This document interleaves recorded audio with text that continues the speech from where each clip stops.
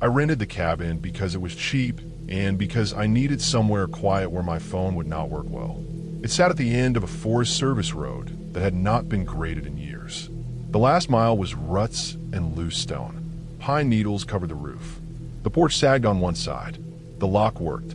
Inside, the place was clean in a careful way, like someone had scrubbed and then stopped coming. There were 2 rooms, a small kitchen, and a bathroom with a low ceiling. The water came from a pump outside. The power was on, but the lights hummed. The first day passed without trouble. I unloaded food, stacked firewood, and walked the perimeter to learn the shape of the land. The trees were dense and straight. The ground dipped toward a dry creek bed behind the cabin. There were old tire marks that stopped short of the trees and turned back. I noticed them and moved on. At dusk, the air cooled fast. I cooked, ate, and washed dishes. The windows faced the trees, not the road. I pulled the curtains and sat at the table with a notebook. That night, I woke to a soft sound that did not belong to the cabin. It was not wind. It came in short bursts, like breath pushed through fabric. It stopped when I shifted. I lay still and counted. The refrigerator clicked on and off. The sound did not return. I slept again. In the morning, the ground outside the back door was scuffed. Pine needles were flattened into a path that led toward the creek bed. I told myself it was deer. The marks were wide, though, and the pattern was wrong. I followed them a few steps and stopped. The creek bed held damp sand and leaves. There were footprints there, heavy with a worn heel. They faced the cabin. I went back inside and locked the door. The lock felt thin. I spent the day working and keeping busy. Every so often the lights dimmed and returned. The hum changed pitch. I checked the breaker and found nothing wrong. Late afternoon brought the sound again, closer this time, along the back wall. It traveled, paused, and traveled again. The cabin shifted as if weight pressed and released. I stood in the kitchen with my hands flat on the counter and waited. The sound moved off and did not come back. I did not leave that night. I turned off the lights and sat in the dark. The trees outside were still. The moon rose and painted the clearing in pale bands. Around midnight, the porch boards creaked. The sound was careful. It stopped when I held my breath. It resumed after a long pause. Something brushed the screen door. The latch did not move. The steps faded toward the trees. Sleep came late. When it did, it broke often. At dawn, I found the porch marked with mud and grit. The screen door held smears where wet fabric had pressed. On the side of the cabin, near the bathroom window, there were scratches in the wood where something hard had been set down and dragged. I packed a bag and loaded the car. The engine turned and died. I tried again. It died again. I lifted the hood and checked what I could. The battery cable had been loosened. The nut lay on the ground, clean, not dropped by chance. I tightened it and closed the hood. I did not like how neat it felt. I drove to the end of the road and turned around. I did not leave. I told myself I needed proof before calling anyone, that I needed to understand what was happening. I returned to the cabin and locked the door. I moved a chair against it. I placed the table under the back window. That afternoon, I walked the creek bed farther than before. A quarter-mile down, the trees thinned and the ground rose. There was a blind built into the slope, low and covered with branches. Inside were empty food cans, a blanket, and a small battery pack wired to a camera. The camera faced the cabin. The lens was clean. The battery was warm. I stood there and listened. The forest carried sound in odd ways. A truck passed far off and felt close. A bird snapped a twig behind me, and my skin tightened. I took the camera and battery and returned to the cabin. I unplugged the power and listened as the hum died. The quiet that followed felt wrong, too wide. Night fell fast. Without power, the cabin felt smaller. I lit a lantern and set it low.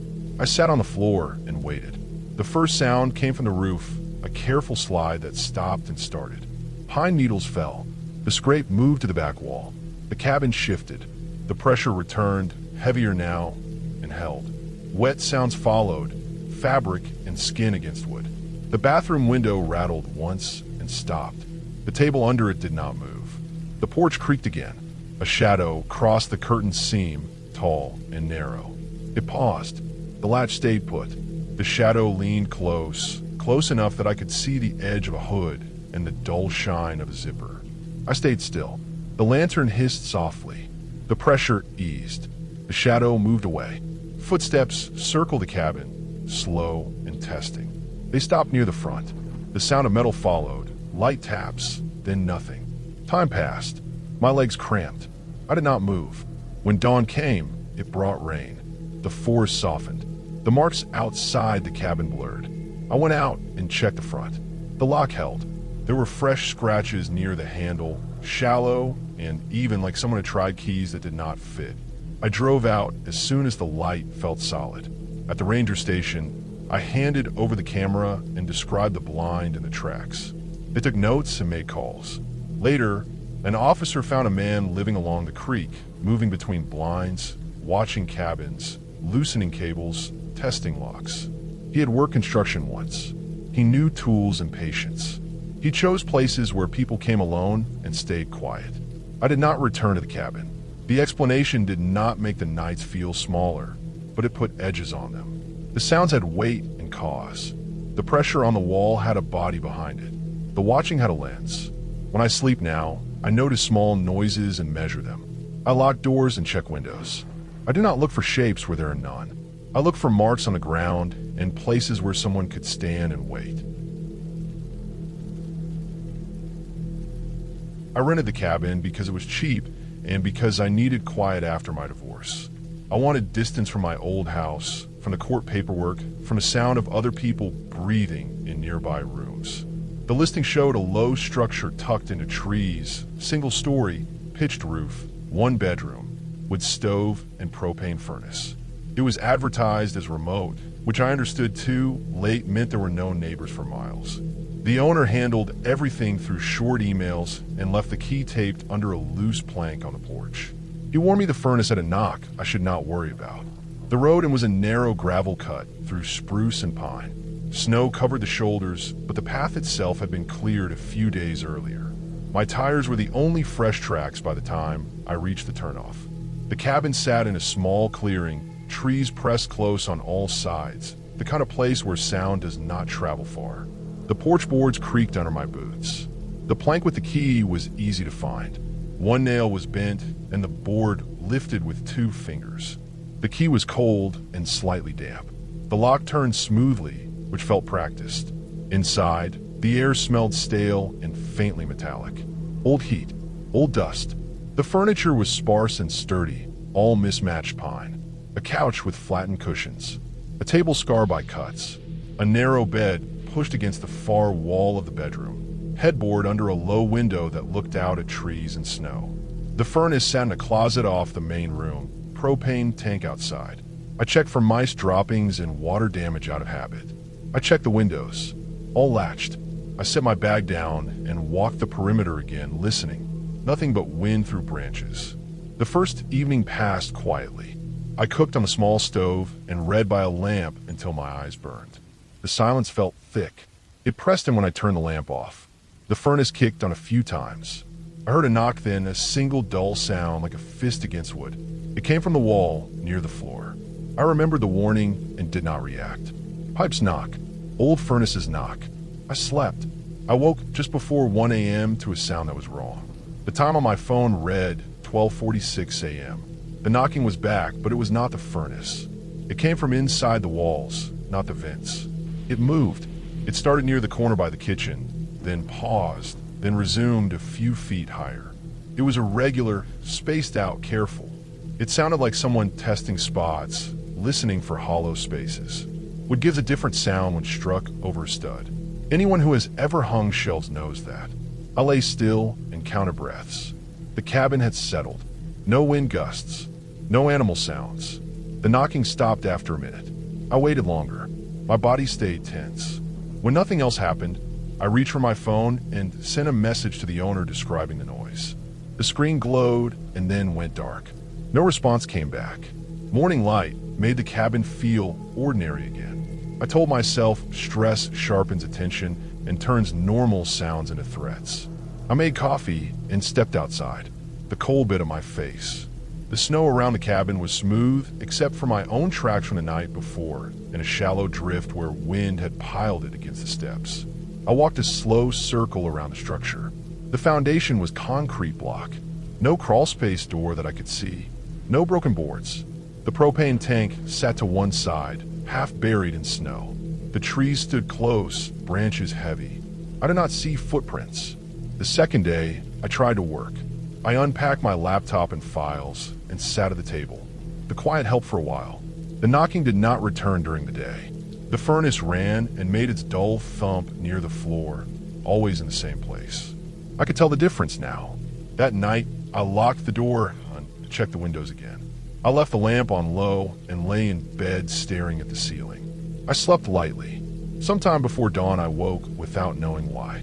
The room was dim blue. The time on my phone read after 4 a.m. I rolled onto my side and looked at the window. Boot prints were visible in the snow outside my bedroom window. They were clear and deep, toe pointed toward the glass. They stopped inches from it. I sat up slowly. My breath fogged the air. I had parked my vehicle near the porch. I was the only one with a vehicle. The snow had not fallen since I arrived. I stayed in bed and watched the window until the light changed. No new prints appeared. When it felt safe to move, I put on boots and stepped outside. The prints were real. They led from the trees at the edge of the clearing straight to my window and stopped. There were no tracks back. The snow around them was undisturbed. The impression of the sole pattern looked worn, uneven, like an old work boot. I went back inside and locked the door again. I did not sleep after that. I sat at the table and watched the furnace cycle. At 4:11 a.m., the knocking started again. This time it came from the ceiling directly above my bed. The sound was closer, heavier. It was not random now. It moved along the ceiling joists, testing, pausing, then continuing. The pattern matched the spacing of studs. I could map the room by the sound alone. Fear narrowed my thoughts. I did not imagine anything unnatural. I imagined a person small enough to move through tight spaces, a person who knew the cabin. The warning about the furnace knock felt like cover. I checked my phone for service. One bar flickered and disappeared. I sent another message to the owner and then turned the phone off to save battery. When daylight came, I packed a bag with essentials and went outside. I followed the boot prints backward. They led into the trees and vanished where the snow thinned under branches. I searched for more signs and found a depression near the back of the cabin where snow had been disturbed and refrozen. It lined up with the foundation. I brushed snow away and found a small opening where a block had been removed and replaced loosely. It led under the cabin. I did not crawl inside. I took photos with my phone. I drove the car as far from the cabin as I could get reception and called the local sheriff's office. They sent a deputy who arrived an hour later. He walked the site with me and then crawled under the cabin with a flashlight. He came back out with his face set. He said there was evidence of someone living there. Food wrappers, a sleeping pad, a battery lantern, a crude ladder nailed between joists leading up into the wall cavity. He said the person had likely been there for months, maybe longer, using the noise of the furnace to mask movement. He said the knocking was probably them checking where I was, checking where the sound would travel. The deputy found a vent cover in the bedroom ceiling that had been loosened from above. The boot prints stopped at the window because the person listened there. Blast carry sound. The ceiling knocking at 4:11 a.m. lined up with the time the person climbed back into the cavity after moving outside to check my car. The lack of return prints made sense. They went back under the cabin where the snow had been disturbed earlier. The owner finally responded when the deputy contacted him. He admitted he had problems before. He said a former tenant had refused to leave and disappeared when threatened with eviction. He said he thought the man was gone. He said the knock warning kept renters from asking questions. The deputy told me the person had fled sometime after dawn. They never found him. I did not go back inside. I gathered my things under supervision and left the cabin that afternoon. The sheriff's office refunded my stay through pressure on the owner. I slept in a motel that night with lights on and the television murmuring. The explanation did not make the sounds disappear from memory. Wood carries vibration. Old buildings keep secrets. Quiet places let small movements sound large. I needed silence, and I learned how dangerous silence can be when someone else is hiding inside it. We booked the cabin for a quiet weekend away. the kind meant to reset a relationship that had grown thin from work and noise. The listing showed a one-room log place tucked in estate land, a gravel road, a porch with 2 rocking chairs, a view of trees instead of neighbors. The description said it slept 2 to 3. The photos showed a bed, a small couch, a table by a window. It felt honest. We arrived late afternoon. The light already slanted, the air cold enough to smell like metal and leaves. The first thing I noticed inside was the table. It sat in the center of the room, heavy pine, scratched from years of use. Around it were 7 chairs, not mismatched extras pulled in from elsewhere, but a complete set. Same wood, same worn finish, same legs cut at the same angle. They were placed evenly, as if expected. I stood there longer than I meant to, counting them again. The rest of the room made sense. The couch could sleep 1. The bed could sleep 2. The chairs did not fit the story the listing told. I told myself cabins get stocked over time. Owners move things in and forget to update listings. People bring chairs for cards, for holidays, then leave them. I pulled 2 chairs out, pushed the rest back against the wall, and tried to let it go. The windows looked out onto a clearing and then trees. The nearest structure was a shed far enough away that it blended with trunks. There was no phone signal. The lock on the door worked. The place smelled clean. We cooked a simple dinner. The sounds outside settled into the normal night noises you expect when you have decided to be brave about the dark. Branches tapped. Wind slid through needles. An owl passed. We cleaned up and turned off the main light, leaving a lamp on by the bed. The chairs stayed where I put them. At 10:40 p.m., there was a knock. One knock. Not loud, not soft. The kind of knock made by a knuckle, placed carefully. It hit the door once and stopped. No second knock followed. No scrape of boots moving away. No cough. No voice. Just the sound of skin on wood, then nothing. I waited. I listened for steps. The porch boards were old and loud. Nothing creaked. The clearing outside the window stayed empty. The knock felt deliberate, measured. I stood, checked the lock, and looked through the peephole. The porch light was off. The space beyond was a dark oval with my own reflection floating in it. I turned the light on and opened the door. The porch was empty. The gravel beyond lay smooth. No footprints that I could see. The air smelled of pine, sap, and damp dirt. I closed the door and locked it. We did not sit back down at the table. We did not talk much. Sleep came in thin patches. The next day felt normal in the way days after a scare often do. The forest in daylight looked harmless. The path down to the creek was marked and used. We took a walk, ate lunch on a rock, returned with cold noses and red hands. I checked the shed from a distance. It held tools, empty gas cans, a snow shovel. Nothing personal, no bedding, no food. The door had a simple latch. The lock worked. Back inside, the chairs were still where I'd left them. I noticed then that the floor beneath the table was scuffed in a circle, marks made by chairs being pulled out and pushed back in again. Old marks, deep ones, the kind made over years. The cabin had hosted groups. The listing had chosen not to say so. That night, we kept the lights on longer.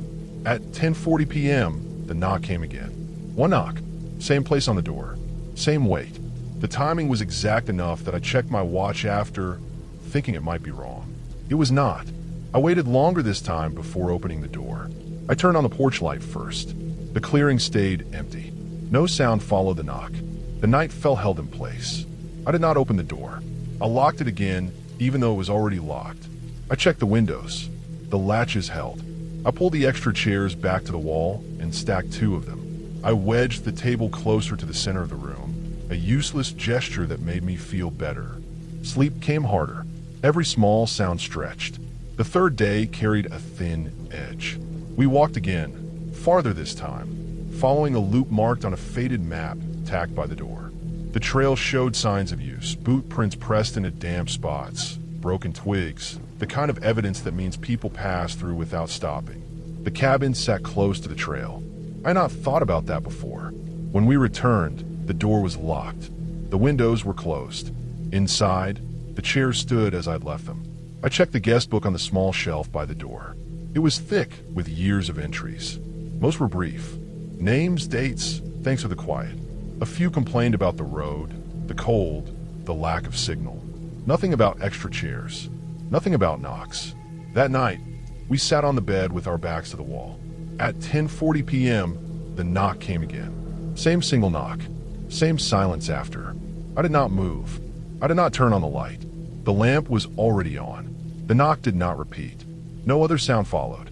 I stayed awake long after, counting minutes until the clock slipped past 11, then midnight. The pattern broke the next day in a way that felt worse than if it had continued. We went for a longer walk, aiming to fill the afternoon and avoid the cabin. We returned at dusk.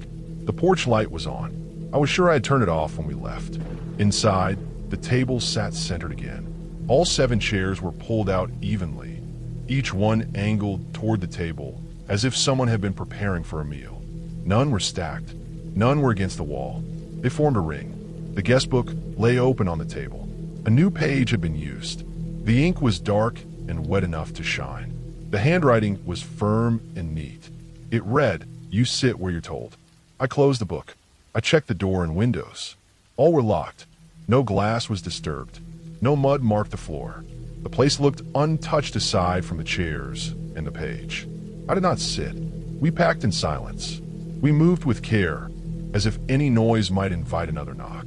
I unplugged the lamp. I left the chairs where they were. I took photos of the page, the table, the chairs, the locks.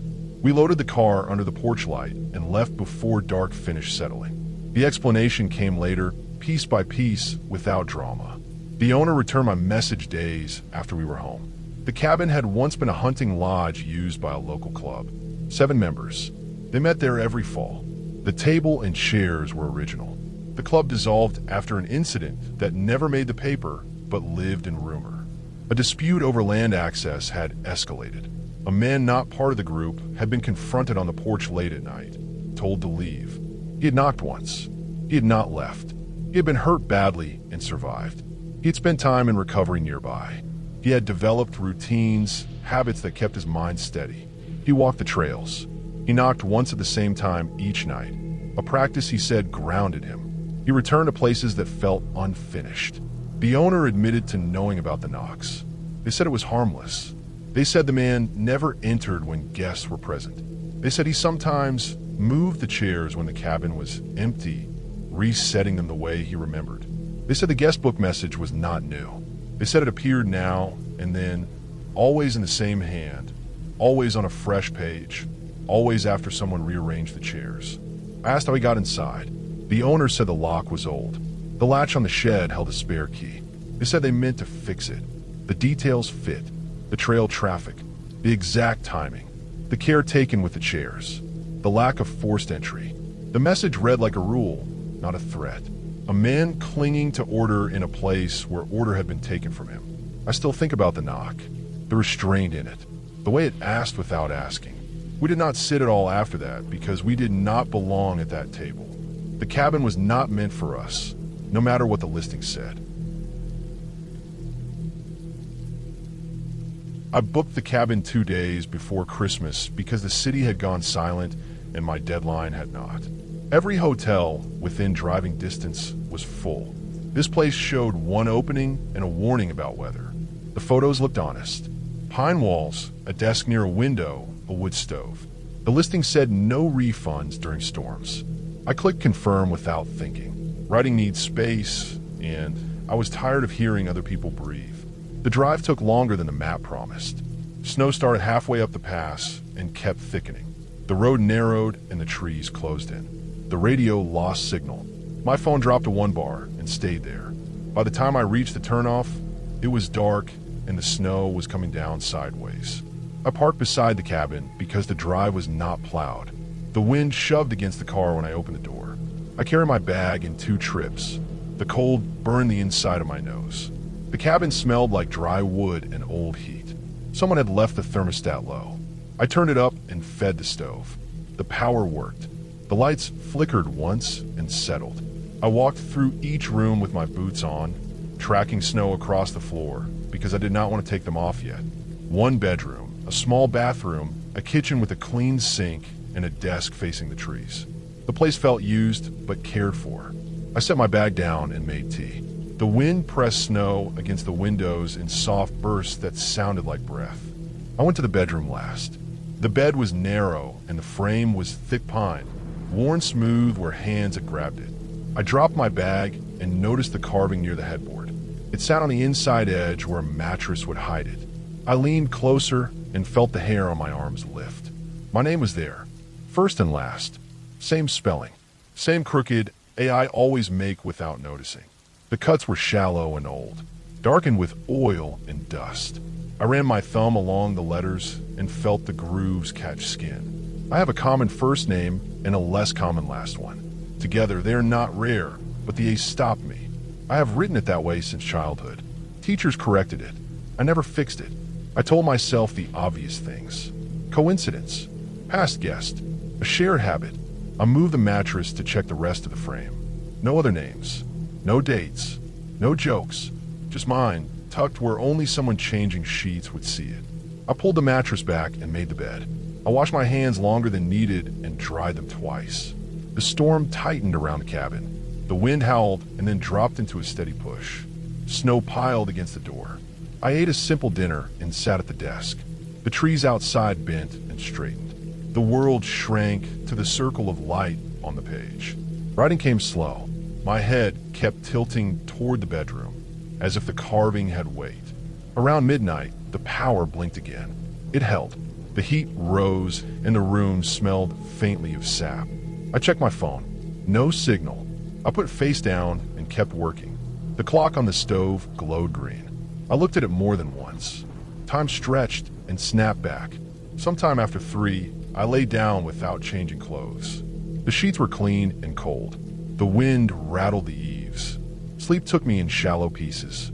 I woke and slept and woke again, each time unsure how long I'd been out. At 3:39 a.m., I woke fully, as if pulled by a hand. The cabin was quiet. No wind, no stove-pop, no snow against the windows. I listened and counted my breaths. Footsteps came from the porch. Slow, careful, stopping near the door. The sound was close enough to picture weight shifting on packed snow. Then I heard my own voice, soft and urgent, whispering a warning not to open the door. The sound came from a space just inside my head, the way memory does when it surprises you. It did not feel like a thought. It felt like hearing myself from behind. I stayed still, my eyes fixed on the dark line of the doorframe. The footsteps did not move. The silence pressed. I waited for the knock that never came. Minutes passed. My jaw hurt from clenching. The heat hummed back on, and the room filled with its low sound. The steps were gone. I did not sleep again. I sat on the bed with my back to the wall and watched the window pale. The storm returned in the distance, a muted hiss. When daylight finally reached the trees, I stood and dressed. My hand shook as I pulled on boots. I opened the door and stepped onto the porch. The snow lay smooth and high, a clean sheet from railing to trees. No drifts had been broken. No tracks crossed the yard. Only one set of prints marked the space just outside the door.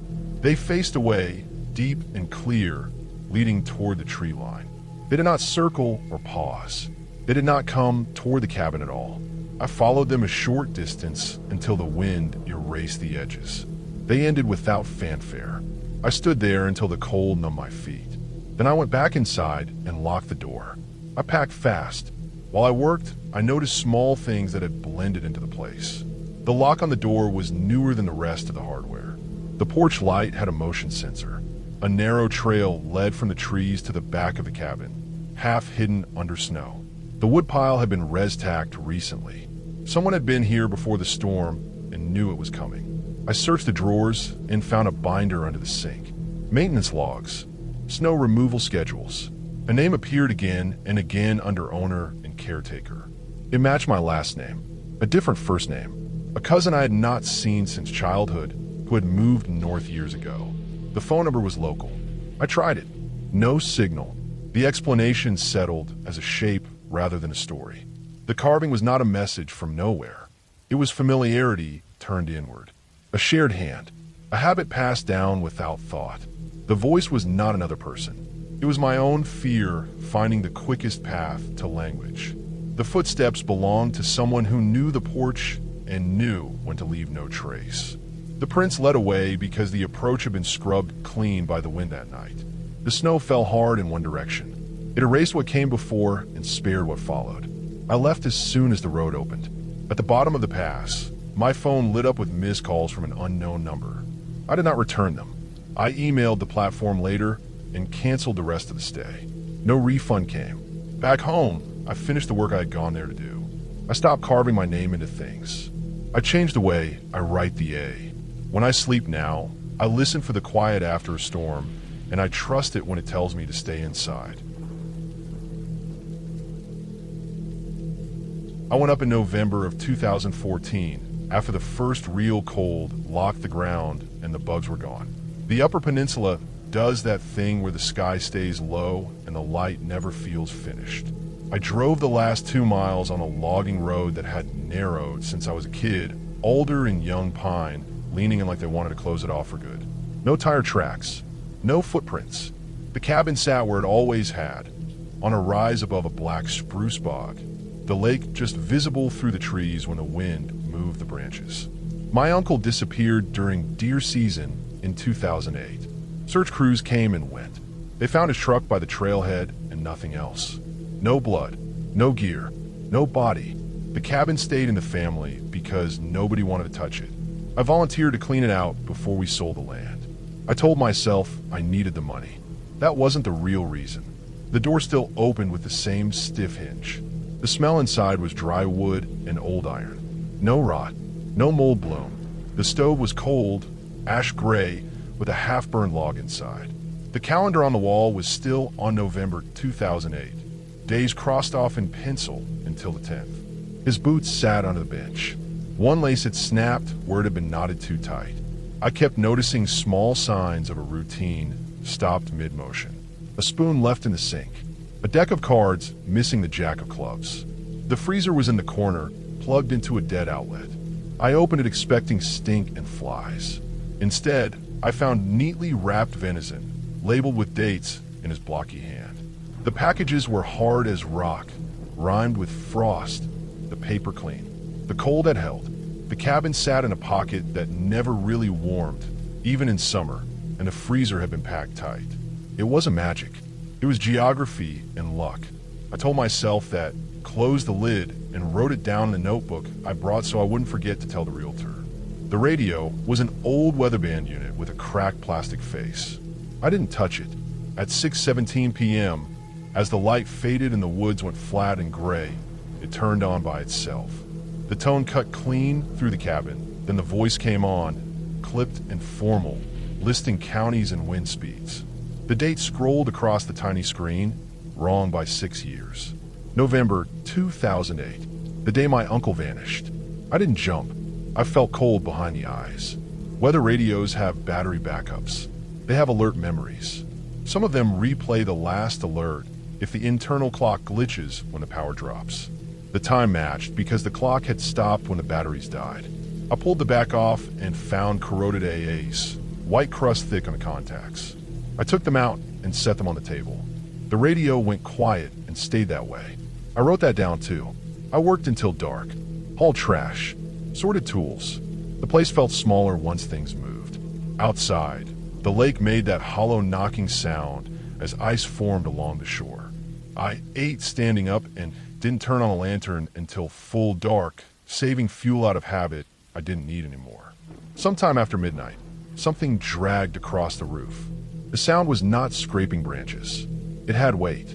It bowed the tin and slid slow, like a sack being pulled by a rope. The roof creaked in a way wood does when it's being asked to carry more than snow. I lay still and counted breaths, listening for the follow-up. There was a pause, then a thump on the far side, and silence. The explanation came easy because it had to. Bears climb. They cross roofs to get at smells. Wolverines drag things. A carcass could have been cached up there, frozen in place. The sound fit something physical. I stayed in my sleeping bag until the gray of morning and then went outside with a flashlight and my heart steady enough to keep my hands from shaking. There were gouges in the tin near the ridge, shallow and wide. Claw marks, hair caught on a nail head, coarse and dark. On the far side, in the snow, drag marks led to the tree line. They were heavy and straight, not frantic. A bear had taken something off the roof. I looked up and saw where my uncle had hung meat years ago, a beam bolted under the eave, now empty. The animal had done what animals do. It had learned the cabin meant food. I found a notebook under the bed that afternoon while pulling out old blankets. It was thin, pages curled, the cover stained. The entries were short. Weather notes, times, directions written twice. He had always been like that, methodical when alone.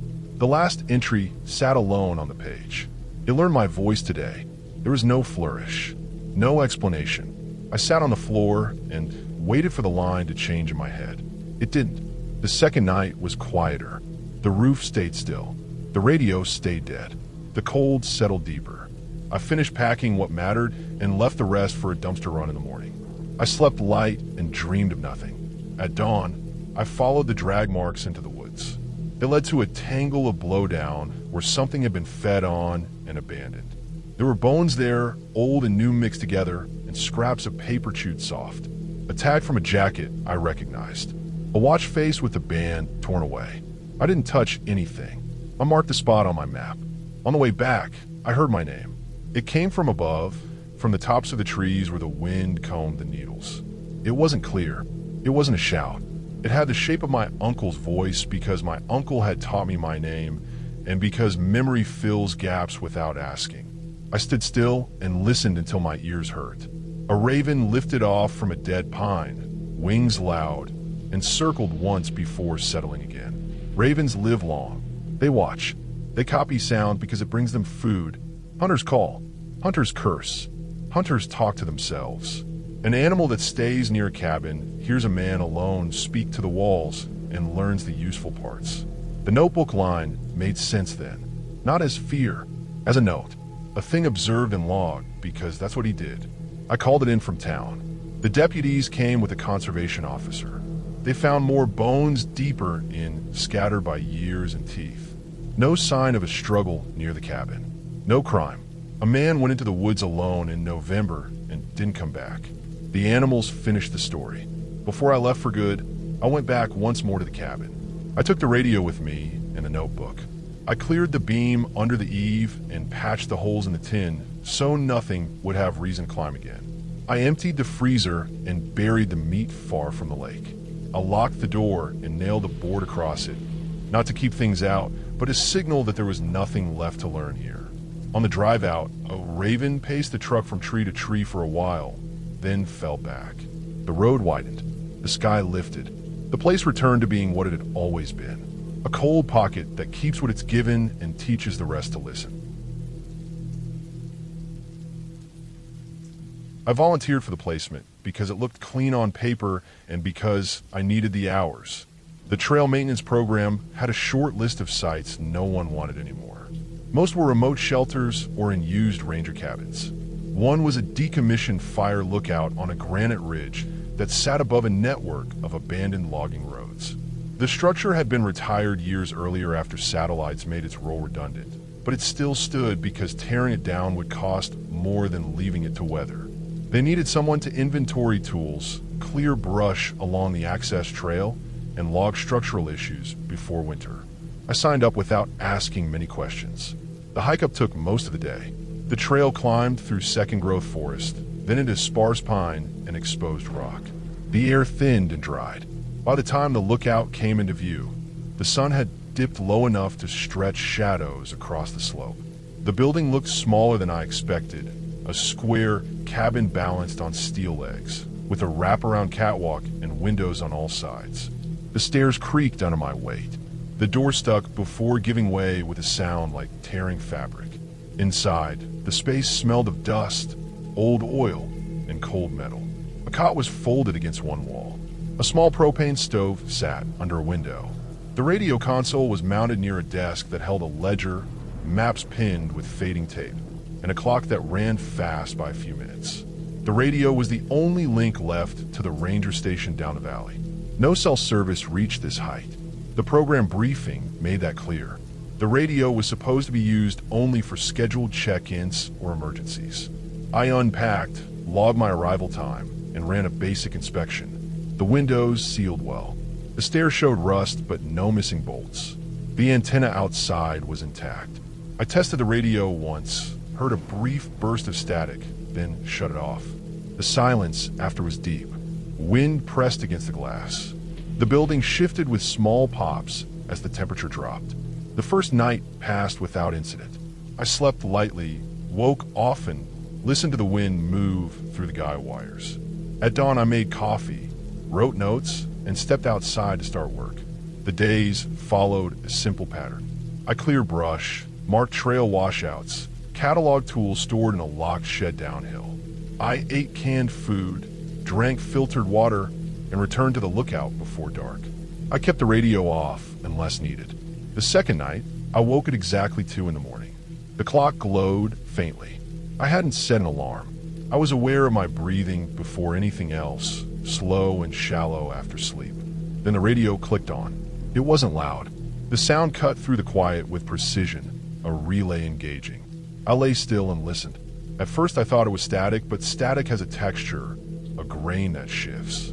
This was rhythmic, air moving in and out. It sounded close, as if someone leaned into a microphone without speaking. I sat up. My own breath changed, faster now. The sound from the radio followed it, not at the same time, but just after. Inhale, then a pause, then the radio inhaled. Exhale, then a pause, then the radio exhaled. The delay was consistent, about half a second. I stood and stepped toward the console. The sound matched my pace as I crossed the floor. I reached out and turned the radio off. The breathing stopped. The room settled. I told myself it was feedback, old equipment, condensation in the line. I wrote a note in the ledger and went back to sleep. The third night, it happened again at 2. The click, then breathing. I stayed in bed and changed my breathing on purpose. I held my breath. The radio went silent, then resumed after I exhaled. I breathed through my nose, slow and controlled. The radio followed. I rolled onto my side. The sound shifted slightly, like the microphone angle changed. I turned the radio off again. I did not sleep much after. During the day, I checked the antenna, tightened a loose bolt, and traced the cable into the wall. The line disappeared into conduit that ran down the tower legs. There was no obvious break. I radioed the station during the scheduled window and mentioned interference. They logged it and told me to keep notes. Their tone was neutral. Equipment issues were common. That night, I stayed awake past 2, sitting at the desk with a headlamp off. When the clock reached the hour, the radio clicked on by itself. The breathing started immediately. I leaned back and slowed my breath until it was barely there. The radio lagged, then matched it. I stood and walked to the window. The sound followed with the same delay. I turned my head. The breathing shifted again. I reached the console and watched the indicator lights glow faintly. The radio was transmitting. The channel selector was unchanged. The microphone rested in its cradle. I turned it off and unplugged the power cable. The breathing stopped. I left the radio unplugged and slept with the headlamp on. On the 4th day, small things went wrong. I dropped a wrench while tightening a railing bolt. I miscounted ties while marking trail sections and had to redo a stretch. I missed a knot on a storage tarp and watched it loosen in the wind. None of it mattered much, but I noticed each mistake because I was tired and because I wrote everything down. The ledger filled with precise entries. Times, conditions, errors corrected. That night, I didn't unplug the radio. I wanted to understand what was happening. I sat on the cot and waited. At 2, the click came as expected. The breathing followed, steady and delayed. Then the sound changed. It started as a whisper of movement, lips parting. Then a voice came through, low and clear, shaped by the same microphone I used earlier. It was my voice, not a recording from that moment, but a copy of my tone, my cadence. It listed things I had done wrong that day. Dropped the wrench by the east railing. Missed the knot on the tarp. Counted the ties wrong near the switchback. Each item came with the same half-second delay, as if the radio waited for me to think of it before repeating it. I stood and stepped back. The voice continued, calm and exact. It did not accuse. It did not threaten. It recited. The sound quality was clean, without the distortion I expected from old gear. The delay stayed consistent. I reached for the power cable and pulled it free. The voice cut off midward. The room felt smaller after. I packed what I could by headlamp, hands shaking enough to slow me down. I left the rest. I did not sleep. At first light, I wrote a final entry and descended the stairs. The hike down felt longer than the climb up. Every sound in the trees caught my attention.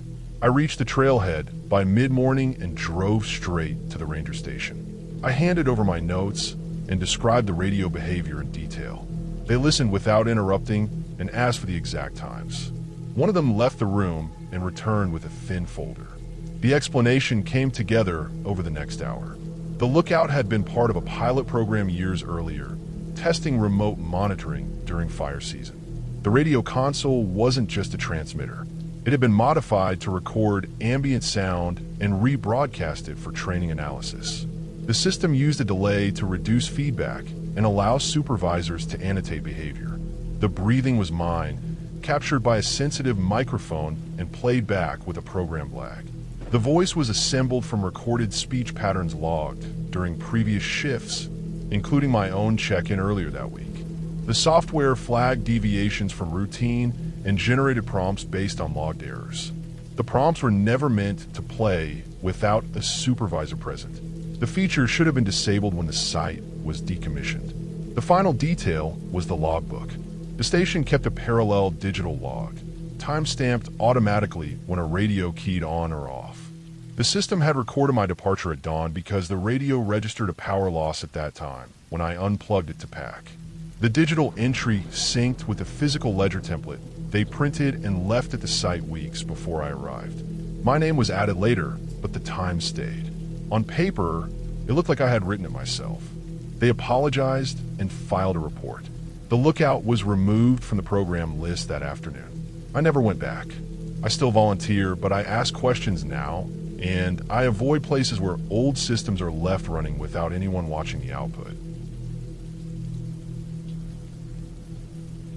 I was hired in early October to check seasonal cabins before the snow came in. The job description was simple and dull. I drove gravel loops, unlocked doors, checked for burst pipes, signs of animals, broken windows, and anything that looked like a break-in. I carried a clipboard, a printed checklist, and a company-issued logbook that stayed in my truck. My boss wanted notes for every stop. Dates, times, weather condition. I followed that without question. Writing things down kept the days straight. The property sat deep in managed forest, owned by a holding company that rented to summer families. By fall, it emptied out. No power in most units, no cell signal past the ridge. I liked the quiet. I worked alone and kept a steady pace, stopping to drink coffee and take photos for records. Cabin 12 sat off the main loop, reached by a narrower spur road that dipped through trees. It was older than the others, with a steep roof and a second floor that held 2 small bedrooms. The exterior looked fine. No broken glass, no fresh tracks beyond my own tires. I parked facing out, as I always did, and shut the engine off. The time on my watch was 2:41 p.m. Inside, the air smelled dry and old. Pine, dust, cold metal. I unlocked the door and stepped in, boots on the mat, flashlight in hand, even though there was daylight through the windows. The place was furnished but bare. A table, 2 chairs, a couch with plastic covers, a small kitchen. The corkboard hung near the entry with a map of the property and emergency numbers. That was where I noticed the papers. There were yellow legal sheets, 3 of them, pinned with rusted tacks. The ink had faded but was still readable.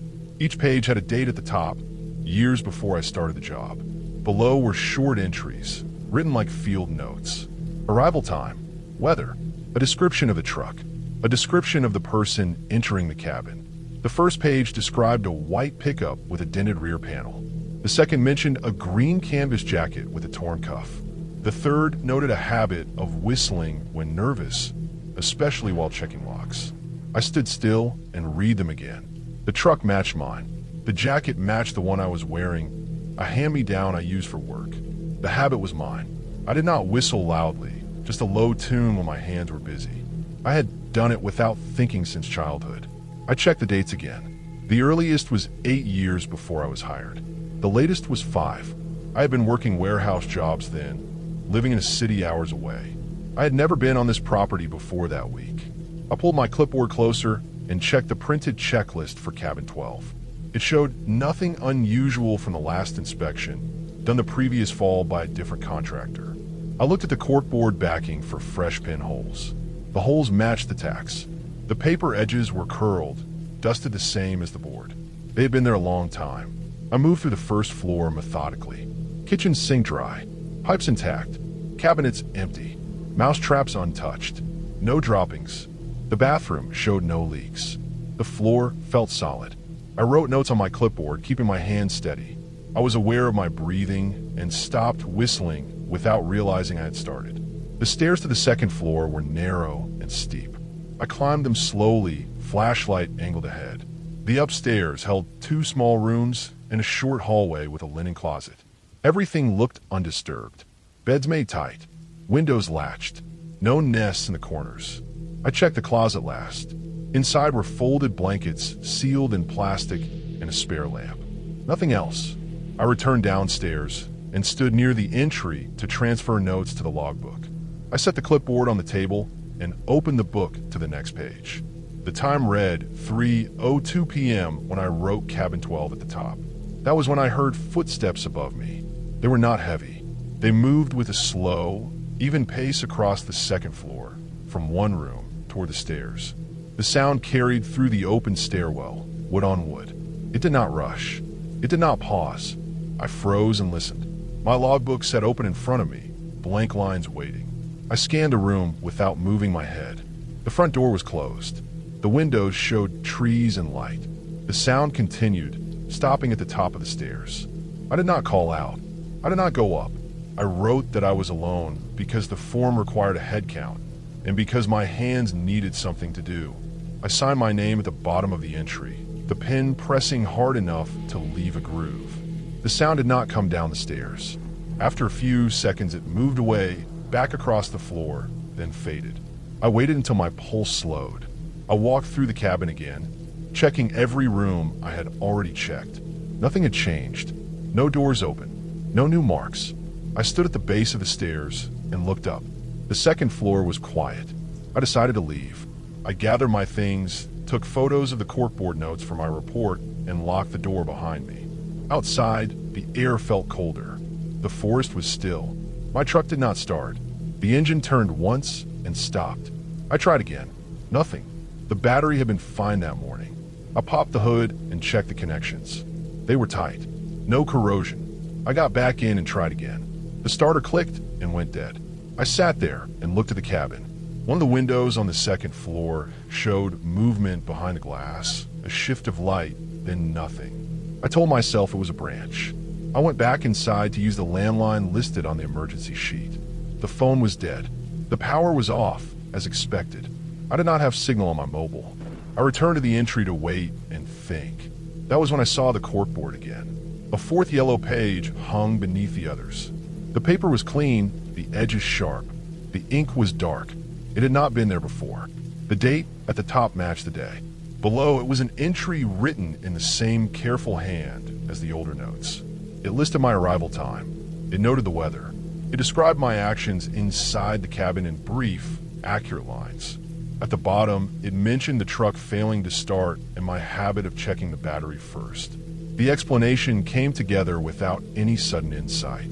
Someone had been using the cabin for years, watching the inspectors come and go. They recorded details, learned patterns, kept notes. When I was assigned a route, they observed me from the woods, from the upstairs, from places I never checked. They knew my truck because they saw it day after day. They knew my jacket because I wore it every time. They learned the whistling because they listened. The footsteps were not imagined. They belonged to someone who knew the cabin well enough to move quietly. The truck did not start because the battery cable had been loosened earlier, enough to fail after cooling. The new note had been added while I was inside because the person had access to the upstairs and waited for a moment when I stayed downstairs. I left the cabin and walked a mile back to the main road before dark. A passing maintenance crew picked me up an hour later. I filed a full report with photos and times. The company contacted the authorities. They found a hidden space above the ceiling insulation with bedding, food cans, and more yellow paper. The handwriting matched. Cabin 12 stayed locked after that. I finished the season on a different route. I stopped whistling at work without meaning to. I picked the cabin because it did not ask questions. The listing was bare. One photo of a brown structure against trees. No reviews. No welcome message. The calendar was open for a single week in late October, and the price was low enough to feel like a mistake. I booked it the same night I quit my job. I wanted distance, not comfort. I wanted quiet without people pretending it meant peace. The drive took most of the day. Cell service dropped an hour before I arrived and never came back. The road narrowed into packed dirt with ruts that pulled at the tires. Fallen leaves covered everything, hiding holes and stones. The trees pressed close and blocked the sky. When I reached the clearing, the cabin looked smaller than the photo. The roof sagged slightly. One window faced the road. Another faced the woods. The place felt temporary, like it could be taken apart and carried off without much effort. The key was taped inside a small metal box beside the door. No name, no code, just a strip of old tape and a rusted hinge.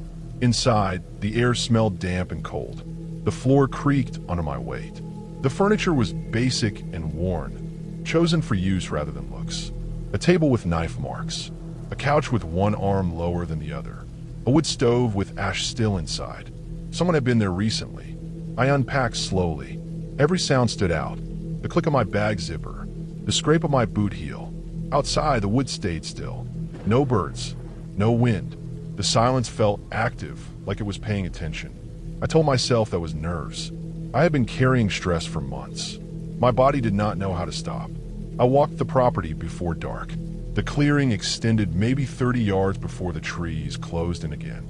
Behind the cabin, a narrow path led downhill toward what looked like a dried creek bed.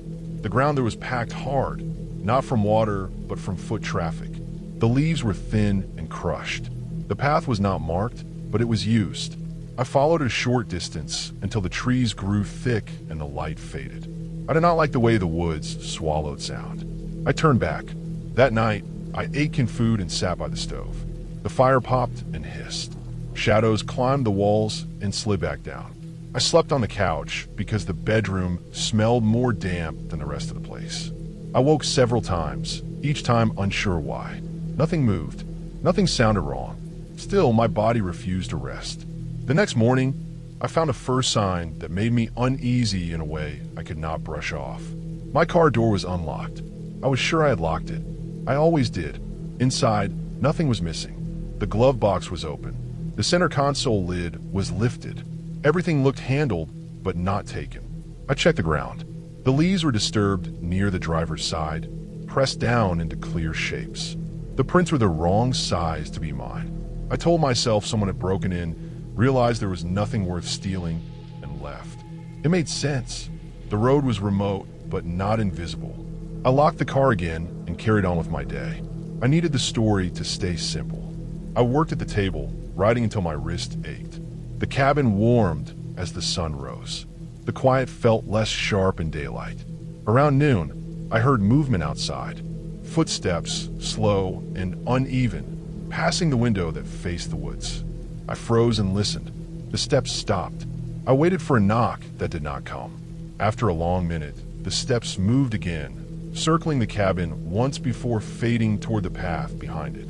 I did not go outside. I watched from the window until my eyes hurt. Nothing moved. The woods swallowed whoever had been there. That afternoon, I found a second path on the far side of the cabin, hidden behind brush. This one led uphill toward the road, but it curved and disappeared before reaching it. Both paths felt deliberate, worn just enough to matter. The cabin sat between them like a midpoint. That night, I slept in the bedroom. I pushed the dresser in front of the door, not because I expected someone to come in, but because my hands needed something to do. The mattress sagged in the middle. The ceiling above the bed showed a long crack, dark with age. I lay awake, counting the seconds between sounds. The stove ticked as it cooled. Something scraped once against the wall, then stopped. Around 3 in the morning, the sound returned. Slow pressure against the wood, followed by a faint slide, like fingers testing the surface. It moved along the wall, careful not to rush. My chest felt tight. I stayed still and focused on breathing. The sound reached the corner near the window and paused. Then it moved away toward the back of the cabin. I did not sleep again. The next day, I followed the downhill path farther than before. The creek bed was dry, but showed signs of recent use.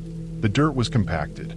A piece of fabric was snagged on a branch, faded and torn. The path continued beyond the creek, deeper into the woods. I turned back when the light shifted and the air grew cold. When I returned, the cabin door was open. I stood at the edge of the clearing and watched it for a long time. Nothing moved inside. The door hung still. I approached slowly, listening for breath, for movement, for anything that would confirm I was not alone. Inside, the place looked the same, except for the table. My notebook lay open, flipped to a page I had not written yet. The pen rested across it, angled neatly. Someone had touched my things. I packed that night. I did not cook. I did not light the stove. I kept the lights off and moved in near darkness. I loaded the car with shaking hands and locked it. I sat inside and waited, watching the cabin through the windshield. Movement came from the uphill path just before dawn. A figure emerged, thin and bent, moving with the confidence of someone who knew the ground well. He stopped near the edge of the clearing and looked at the cabin, then at my car. He did not approach. He stood there until the light grew strong enough to show his face clearly. He was older than I expected, with skin weathered and eyes sharp. He did not smile. He turned and walked back into the trees, leaving the path untouched. I left as soon as the road allowed it. Later, after I reached a town with service, I searched property records. The land had been owned by the same family for decades. The cabin had been built by hand. A caretaker was listed with a name and an address that matched a small trailer park nearby. He had rights to access the land for maintenance and hunting. The paths made sense. The unlocked car made sense. The handling without theft made sense. The fear did not come from something unknown. It came from being watched by someone who believed the place was his and that my presence was temporary. He did not need to scare me away fast. Tom was on his side. I had left because my body understood that before my mind did. I never went back. I did not report anything. Nothing illegal had happened, not on paper. Still, when I think of that cabin, I remember how quiet can hold intention and how being alone does not always mean being unseen.